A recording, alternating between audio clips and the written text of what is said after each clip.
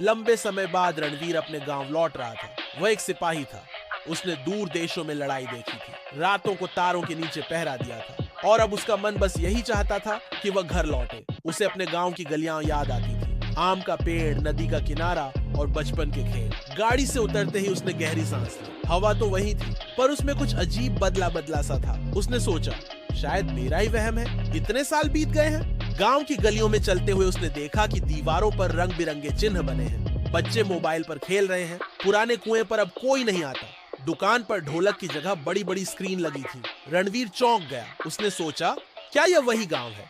उसका घर भी बदला हुआ था। दरवाजे पर ताला नहीं बल्कि चमकती हुई रोशनी का ताला था, जैसे कोई जादुई द्वार हो। उसने हाथ बढ़ाया तो ताला अपने आप खुल गया। भीतर जाते ही फर्श चमक उठा, कमरा बड़ा लगने लगा और दीवारें फुसफुसा रही थी। स्वागत है रणवीर। उसकी आंखें फैल गई। ये सब कैसे हुआ? रात को वह छत पर बैठा। आसमान में तारे अलग तरह से चमक रहे थे, जैसे हर तारा कोई गुप्त संदेश लिख रहा हो। तभी एक बुजुर्ग सामने आए, वही पुराने पंडित जी, लेकिन अब उनकी आंखें नीली रोशनी से जगमगा रही थी। उन्होंने कहा, बेटा, तुम्हारे दूर रहने पर दुनिया बदल गई। समय ने नया रूप ले लिया। जो कुछ तुम देख रहे हो वह पुराना नहीं रहा। रणवीर ने पूछा, पर यह बदलाव क्यों? मेरा गांव इतना अनजाना क्यों लग रहा है? पंडित जी मुस्कुराए, क्योंकि बदलाव ही दुनिया का जादू है। तुमने युद्ध में बाहर की दुनिया देखी और यहाँ भी अपनी तरह की जादुई लड़ाई चली। पुरानी आदतें गई, नई आदतें आई।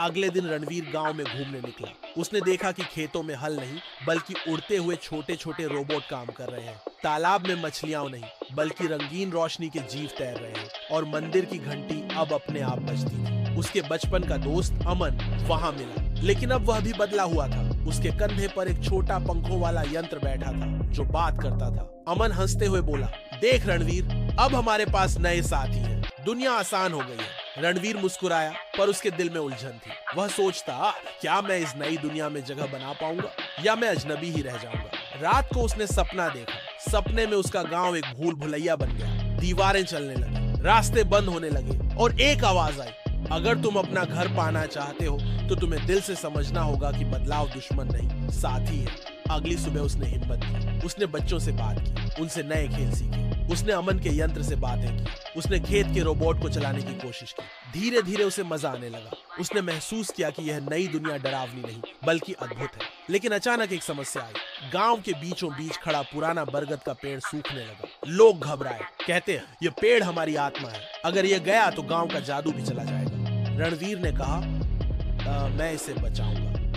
वह पेड़ के पास गया। उसकी जड़ों से अजीब अंधेरा निकल रहा था। तभी उसे माता जी की पुरानी कहानी याद आई। जब भी अंधेरा गांव को घेरे तो सिपाही का दिल ही उजाला बनता है।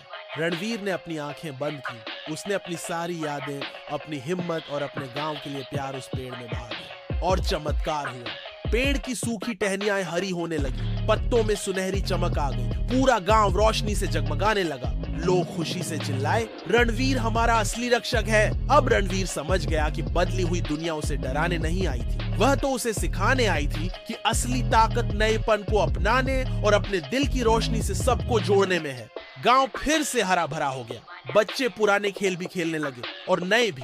मंदिर की घंटियां और खेतों के रोबोट अब साथ साथ थे और रणवीर मुस्कुराकर बोला, घर वही है जहां दिल का जादू बना रहे, चाहे दुनिया कितनी भी बदल जाए। कहानी यहीं खत्म होती है। लेकिन बच्चों, याद रखना, जब दुनिया बदलती है तो हमें डरना नहीं चाहिए। बदलाव भी जादू की तरह होता है। अगर हम दिल से उसका स्वागत करें तो हर जगह हमारा अपना घर बन सकता है।